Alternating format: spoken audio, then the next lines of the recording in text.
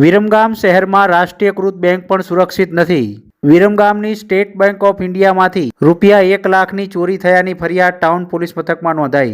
વિરમગામ શહેરના વેપારી પોતાના બેંક એકાઉન્ટમાં રાખેલા ₹1 લાખને ચેક વડે ઉપાડીને બેંકમાં બેઠા હતા એ દરમિયાન બે અજાણી સ્ત્રીઓ દ્વારા પ્લાસ્ટિકની થેલીમાં રાખેલા ₹1 લાખની ચોરી કર્યાની ફરિયાદ ટાઉન પોલીસ મથકમાં નોંધાવી છે। વિરમગામ ટાઉન પોલીસ મથકમાં નોંધાયેલ ફરિયાદ મુજબ વિરમગામ શહેરના કાજીની મસ્જિદ પરમારફળી વિસ્તારમાં રહેતા સિકંદરભાઈ હુસેનભાઈ મલેક નાઓ વિરમગામ શહેરના સ્ટેટ બેંક ઓફ ઇન્ડિયામાં ગયેલા અને પોતાના ચેકથી ₹1 લાખ ઉપાડેલા હતા। તે રોકડ રકમ પ્લાસ્ટિકની થેલીમાં મૂકીને બેંકમાં લોન ડિપાર્ટમેન્ટના કર્મચારી સાથે ચર્ચા કરતા હતા એ દરમિયાન પ્લાસ્ટિકની થેલીમાં રાખેલા ₹1 લાખ વેપારીની નજર ચૂકવીને સાડી પહેરેલી બે સ્ત્રીઓ દ્વારા ચોરી કરાતા સમગ્ર ઘટના સીસીટીવીમાં કેદ થઈ હતી। સમગ્ર મામલે બેંક ઓફિસરો દ્વારા સીસીટીવી તપાસ કરતા આશરે 30 થી 40 વર્ષની બે સ્ત્રીઓ દ્વારા ₹1 લાખની ચોરી થયાની ઘટના સામે આવી હતી। ચોરીની સમગ્ર ઘટના બાબતે